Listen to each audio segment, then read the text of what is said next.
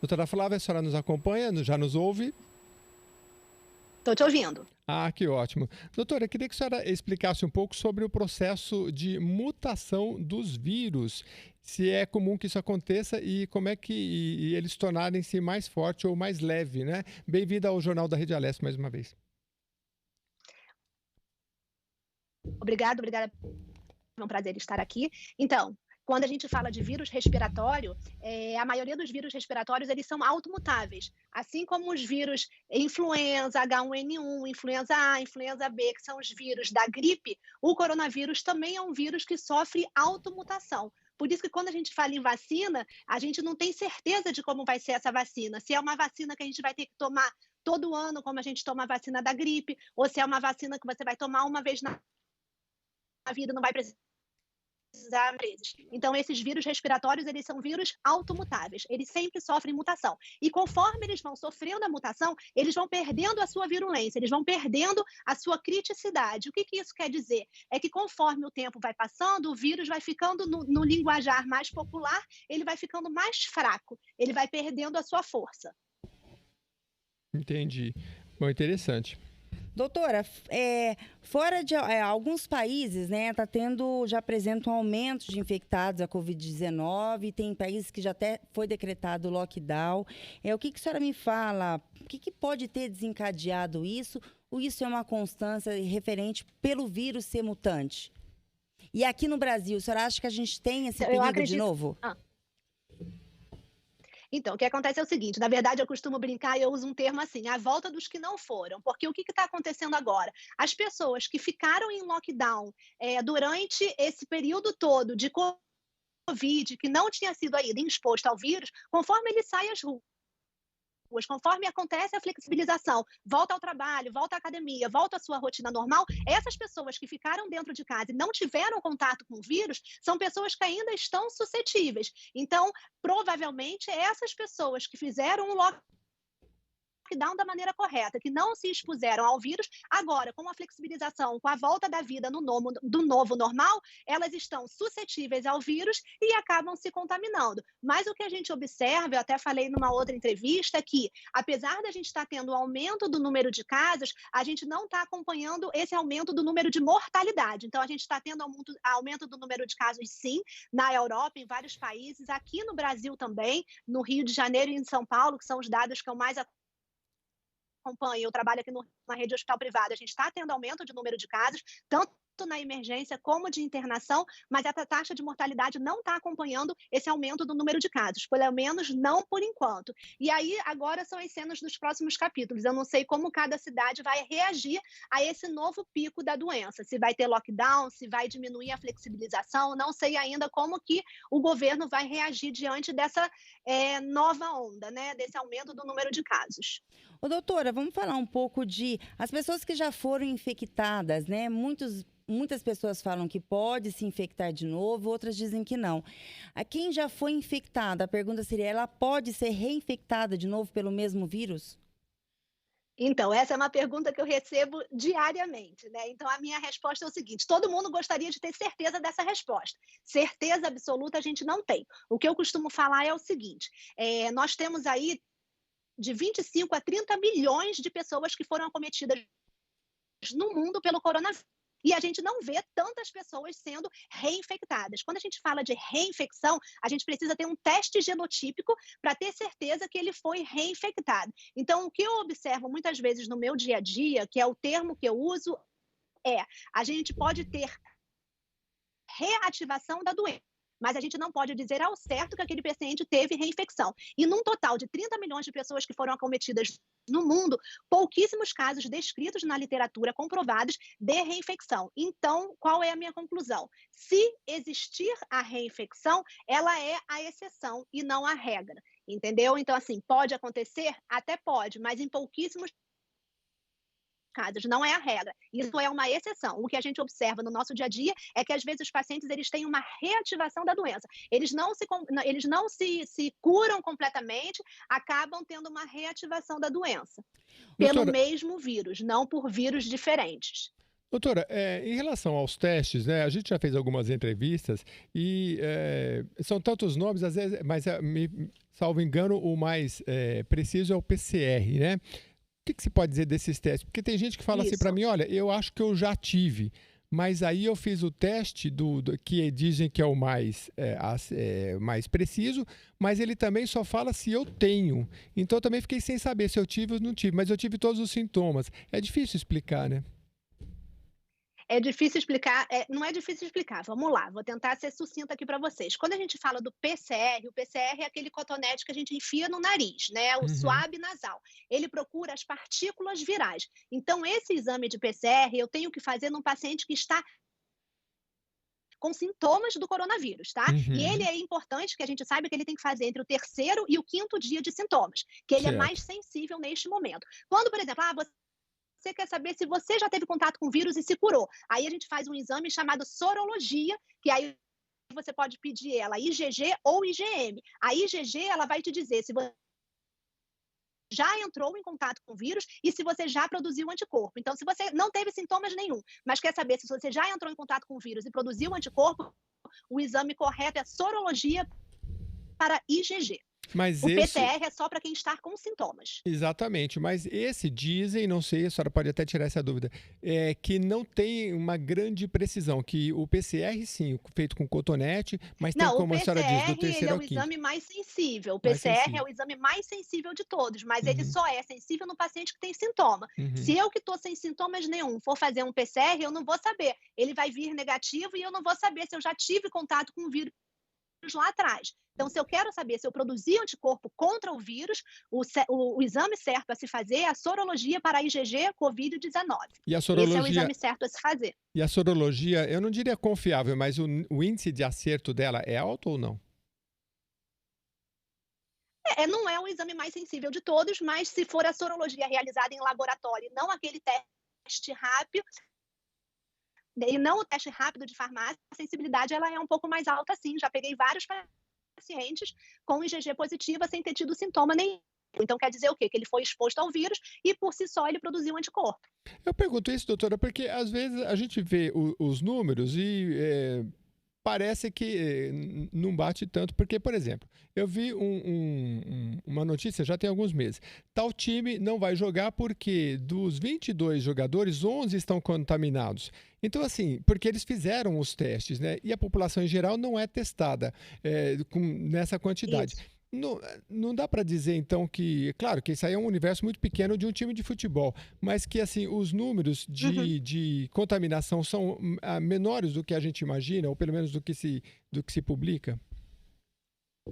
Fato, com certeza. Os casos aqui no Brasil são super subnotificados, né? Até no início da pandemia, a gente não tinha teste para a população que não internava. Então, a gente só fazia os testes nos pacientes que internavam no hospital. Uhum. Agora que a gente já tem esses testes disponíveis, então agora que eles estão realizando mais testes, mas com certeza o número de pacientes da população brasileira que foi acometida pelo Covid foi muito maior do que a que a gente tem de informação real do Ministério da Saúde, né, ou da OMS. Com certeza casos são subnotificados, sim. Mas isso pode sinalizar uma imunidade de rebanho ou não?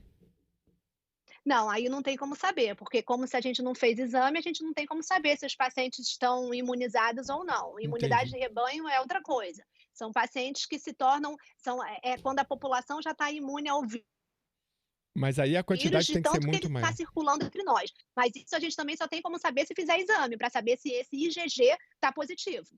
Doutora, na semana passada, são situações diferentes, mas pergunta com objetivo comum.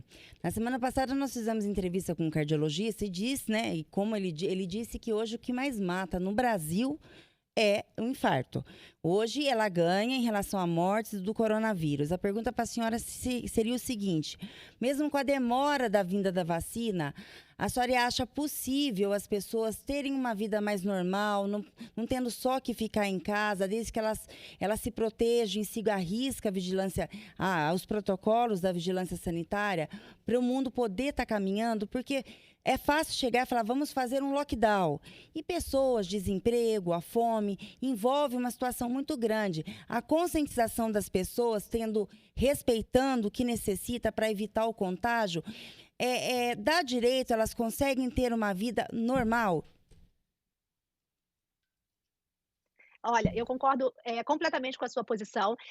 Eu acho que a gente tem que se acostumar a viver nesse novo normal. Hoje em dia, a gente já sabe como é o comportamento do coronavírus, a gente já sabe que ele é um vírus exclusivamente respiratório, que a transmissão dele é por via aérea, por via de gotícula respiratória, então eu sei como me proteger. Então, se você está num ambiente fechado, você tem que utilizar a máscara, você tem que estar sempre fazendo a higienização correta das suas mãos, ou com água e sabão, ou com álcool gel. Então, hoje é muito mais fácil a gente falar sobre o coronavírus do que era lá em janeiro, fevereiro e março, realmente, quando o lockdown foi necessário. Hoje em dia, nós médicos já estamos muito mais capacitados para tratar os pacientes com coronavírus, os hospitais já estão capacitados também, né? Já estamos com protocolos instituídos, então eu sou a favor de que a vida volte ao normal, no novo normal, com consciência, e que as pessoas não fiquem trancadas dentro das suas casas, que voltem a trabalhar. E é o que eu sempre falo, né, nas lives que eu dou, nas entrevistas, que mais importante do que a vacina é a gente estar com o nosso sistema imunológico habilitado, a gente ter uma alimentação adequada, praticar exercício físico, pegar sol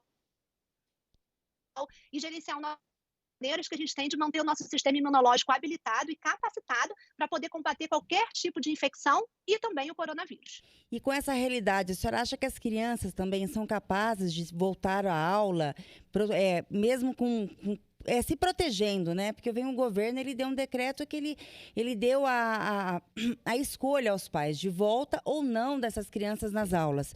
Porque hoje a gente fala, não pode voltar às aulas, a senhora vai em parque no final de semana, tá cheio de crianças. Enfim, qualquer lugar, todo mundo que tem filho vai levar suas crianças. A senhora acha que também tem condições das crianças poderem ter uma vida normal, voltar à rotina normal, ir a uma aula, assistir, também se protegendo e a escola também tomando as medidas necessárias? Olha, eu fui uma defensora assídua do retorno às aulas aqui no Rio de Janeiro. Eu sou mãe de 2 meninos, um de 10 e um de 12, e o que eu falo é o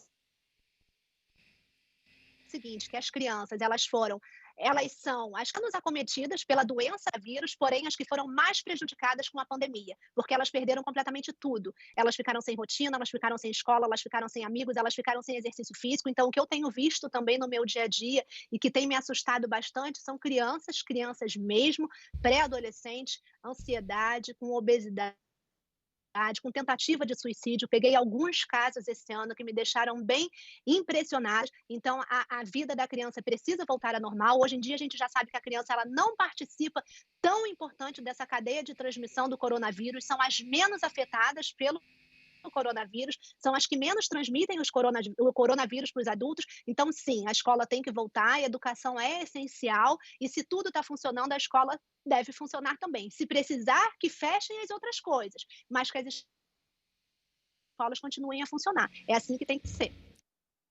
Acha, na experiência da senhora, que o governo vem adotando essa política tão... ele está muito rígida em relação a essas crianças? Porque, como a senhora mesmo falou, eu também tenho um filho pequeno, eles estão muito ansiosos dentro de casa, sozinhos, sem rotina. Eu acho que as crianças foram as mais prejudicadas com isso.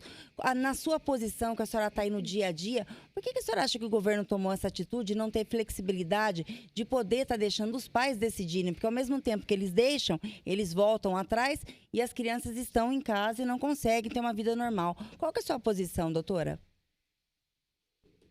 Eu acho assim que, na verdade, infelizmente, a gente mora num Brasil uma diferença social muito grande, né? Então, quando a gente fala de hospital, de escola pública e escola particular, a diferença é gritante. Então, o que eu entendo é que os governos ficaram com medo de retornar tudo por conta da deficiência de poder atender a mitigação e o que é necessário para se abrir uma escola. A escola voltou a funcionar, mas muitos colégios públicos do Rio de Janeiro, não posso falar por São Paulo, porque eu não sei, mas aqui no Rio de Janeiro, os colégios públicos provavelmente só devem voltar no fim do ano. E o que eu entendo é isso, não tem máscara de proteção, não tem pia, não tem sabão, não tem papel toalha, não tem como os professores se protegerem também, então é mais fácil bloquear o retorno escolar. Infelizmente, essa é o que eu imagino, entendeu? É o que deve acontecer. Doutora, a senhora também é especialista em medicina integrativa. Eu queria que a senhora explicasse qual é a conexão que se pode fazer entre a medicina integrativa e o tratamento do novo coronavírus. Então, na verdade, né, o que eu tenho falado sobre vitamina D desde o início da epidemia, da pandemia, né? Eu sou uma lutadora assídua, eu uso em mim, uso na minha família, sobre os benefícios da vitamina D. Então, hoje em dia, já tem vários artigos publicados, tanto nacionais como internacionais, mostrando dos benefícios do uso da vitamina D. Mostrando que o quê? A vitamina D, ela modula, ela regula todo o nosso sistema imunológico. Então, se eu estou com o meu sistema imunológico habilitado, eu não pego nenhum tipo de gripe, de coronavírus, de nenhum tipo de doença. Então, quanto maior a sua taxa de vitamina D no sangue, menor é a sua taxa de mortalidade pelo Covid. Vários estudos foram publicados mostrando essa correlação. O último estudo que eu li, ele mostrava o quê? Que quando você tinha pacientes com menos de 19 de vitamina D no sangue, que é um nível muito baixo, tinha 100% de mortalidade. Quando você pegava pacientes com vitamina D maior que 80, ninguém morreu. Todo mundo passou como se fosse realmente uma gripe mais tranquila. Então, é o que eu falo da medicina integrativa. A gente capacita, habilita a nossa imunidade inata, e aí sim nós somos capazes de estar protegidos sobre qualquer doença, sobre a gripe comum, sobre a influenza, sobre meningite, sobre coronavírus. Então, eu sou uma assídua da vitamina D, eu sou uma devota, entendeu? Eu gosto muito, indico para vários pacientes meus, uso na minha família, e graças a Deus estou trabalhando com Covid desde janeiro de 2020, já fiz vários exames, não peguei Covid ainda. Agora, Espero não pegar. interessante, doutora, a senhora trazer esses números, porque olha só, a maioria dos brasileiros tem carência da vitamina D, né? E É uma pandemia. pois é, e a senhora, números impressionantes, as pessoas que têm uma boa taxa de vitamina D, 100%, pelo que a senhora me trouxe, não pegou Covid, e aqueles que tinham uma taxa muito baixa, parece que, não sei, índice de mortalidade parece que aumentou também, 100%, né? de Muito, 100%. muito interessante. E como é que se faz, doutora? De todos Porque os assim, pacientes que morreram, que avaliaram a vitamina D.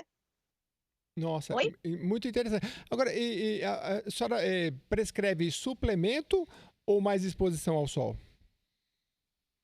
Então, você pode fazer das duas maneiras, só que é difícil que numa quarentena, quantas pessoas ficaram sem ser expostas ao sol? Uhum. Então, como é que você pode repor a vitamina A? Você pode repor ela de duas maneiras. Ou você tem que estar exposto ao sol com 70% do seu corpo desnudo por 20 minutos, entre o horário de 10 da manhã às 16 horas da tarde, ou é necessário você fazer uma suplementação, ou com gotas sublinguais, ou com comprimido, e aí, dependendo do peso do paciente, você pode adequar a dose. Mas a dose fisiológica, que é uma dose normal para que o nosso organismo funcione de maneira correta, a dose fisiológica de vitamina D é de 10.000 unidades por dia, mas poucos médicos sabem e muitos têm medo de prescrever essa dosagem de 10.000 unidades, que quando você fala 10.000 unidades parece muita coisa, mas não é a dose fisiológica que nós, adultos, precisamos para que o nosso sistema imunológico e a nossa imunidade inata esteja capacitada e habilitada. E aí, para saber, é o exame de sangue mesmo, né, doutora? 25, aí você pode solicitar um exame, o médico solicita um exame chamado 25-hidroxi de vitamina D, e eu garanto para você que as pessoas que estão aqui nos assistindo, que se fizerem, 100% vão ter vitamina D baixa, porque além da pandemia do Covid, a gente vive uma pandemia de deficiência de vitamina D, por isso que a gente também tem tanto óbito por aí. Então, para ficar claro, aquele exame que o médico pede genérico do sangue, então não serve, ou serve? Tem um nome, até esqueci o Não, tem nome. que ser um exame específico, 25-OH, que é hidroxi, vitamina D. É assim que tem que ser solicitado o exame. Muito bem. Pois não. Bom, doutora, o papo está muito bom, eu ficaria muito mais, tenho dúvidas ainda, mas olha, a senhora já fica convidada para participar dos programas aqui do Jornal da Rede Alesp para a gente destrinchar mais esse assunto, porque segunda onda aí pela frente, a gente tem que se precaver, informação nunca é demais. Muito obrigado mais uma vez pela sua participação aqui no Jornal da Rede Alesp. Muito obrigada.